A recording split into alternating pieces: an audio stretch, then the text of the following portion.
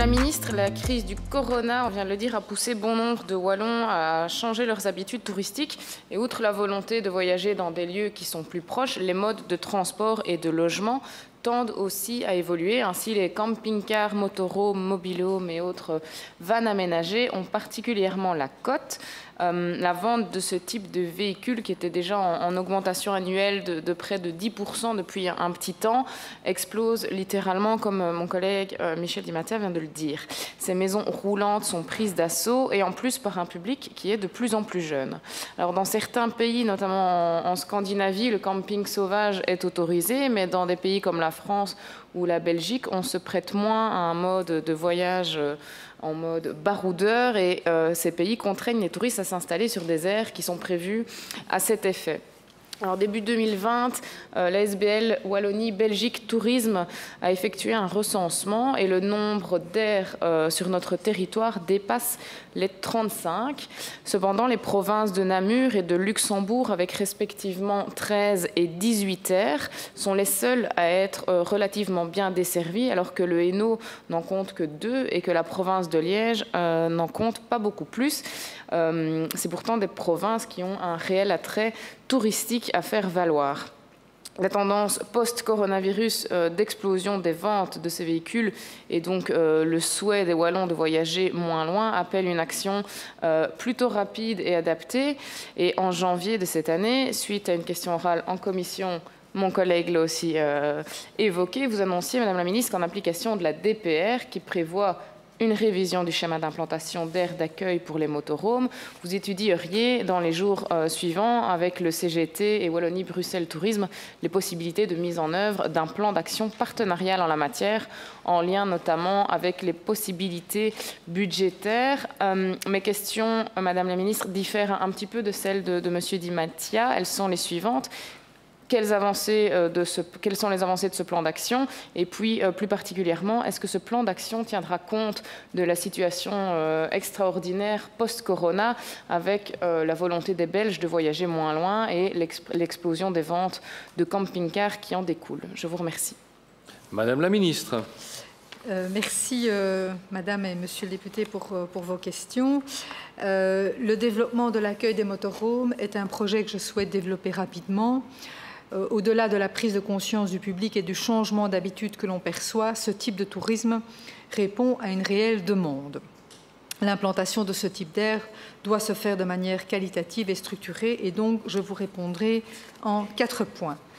1. L'étude du CITW. Donc l'étude, Monsieur Di Mattia, dont je vous ai parlé au début de cette année, elle est bien finalisée. J'ai d'ailleurs imprimé pour l'un et l'autre quelques éléments et donc une synthèse que je peux vous remettre maintenant. Donc cette étude nous permet de disposer d'une cartographie quantitative et qualitative des aires d'accueil existantes, de circonscrire les zones et les services adjacents pertinents à mettre en œuvre afin de compléter l'offre existante, de dégager des pistes d'optimisation économique, de mettre en œuvre des actions concrètes. Concrètement, cette étude pose le diagnostic suivant. Ce marché connaît un fort potentiel de croissance, vous l'avez souligné tous les deux. Les marchés concurrents ont mis en place des dynamiques d'accueil en accent sur la simplification du cadre légal, le renforcement du rôle des acteurs privés et la qualité des aires d'accueil. Un manque de culture motorhome en Wallonie de la part des élus locaux comme des professionnels du tourisme et une nécessité d'animer le développement de l'implantation et de l'entretien des aires d'accueil. Sur cette base, les enjeux pour la Wallonie sont les suivants: une qualification de l'accueil, une prise en compte des attentes des clients, un suivi de la rentabilité et de l'entretien des implantations, un soutien aux projets innovants, une mise en marché et une promotion spécifique. Le plan d'action pour le développement d'une véritable destination pour les motorhomes comporte donc les étapes suivantes. Développer qualitativement une offre diversifiée. Exemple, c'est dans ce cadre que l'étude a défini des zones devant accueillir prioritairement des aires d'accueil afin de compléter le maillage wallon. Elles sont réparties sur l'ensemble du territoire wallon et sont basées sur des critères précis, par exemple, présence d'un site UNESCO, d'attractions touristiques, de sites de baignade, etc. Et elles sont divisées en 5 priorités. Autre élément, améliorer l'accueil et l'information des acteurs. Donc, par exemple, 4 fiches de bonnes pratiques ont été créées pour que les opérateurs communaux ou privés puissent déterminer si l'implantation qu'ils prévoient est pertinente, rentable et réalisable. Autre action, assurer une promotion plus efficace de la destination, par exemple la création d'itinéraires. Et autre type d'action, s'organiser collectivement en faveur d'une filière, donc structurer la gouvernance et la promotion à l'échelle wallonne. L'analyse de cette étude. Le 7 juillet dernier, une réunion s'est tenue entre le CGT et les agences de développement territorial regroupées au sein du CITW. Les agences de développement territorial vont sensibiliser leurs communes sur la pertinence de la création des aménagements dont question et les aides possibles sur leur territoire respectif. Elles proposeront également un accompagnement. D'autres réunions sont par ailleurs déjà programmées. 3. Les moyens budgétaires. La réglementation en matière de subvention à l'accueil touristique prévoit l'octroi d'une subvention pour l'aménagement des aires d'accueil pour motorhomes. Celles-ci peuvent être octroyées au taux de 60% aux pouvoirs subordonnés qui en font la demande. Actuellement, 9 demandes de subvention sont en cours d'instruction au CGT. Celles-ci seront analysées en fonction des résultats de l'étude et soutenues en fonction bien sûr, des budgets disponibles. D'autres demandes devraient également être introduites dans les prochains mois. 4. Le schéma d'implantation d'aires pour motorhome, donc le SIAM. Cette étude nous a également éclairé sur la pertinence de mettre en place un SIAM 2020. Donc, un des enseignements de l'étude, c'est de passer d'un schéma d'implantation à une stratégie d'implantation qui va plus loin. Donc la stratégie est pluridimensionnelle. Les actions doivent concerner l'aménagement et l'infrastructure, mais également la communication, la signalétique. Les bases de la réflexion s'établissent en fonction de la dimension marché et de l'observation du parcours client.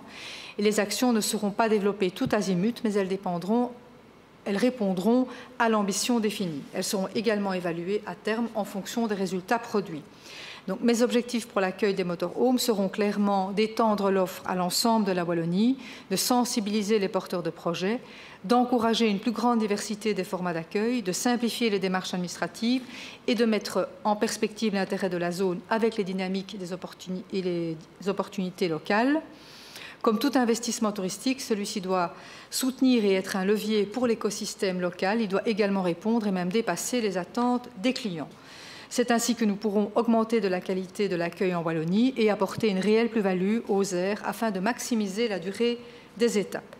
Je souhaite que pour la saison prochaine, de nouvelles aires soient accessibles pour les touristes et que celles-ci soient réparties sur l'ensemble du territoire wallon. Merci pour votre attention. Je remercie déjà Madame la Ministre pour ce document et sa réponse plus que complet.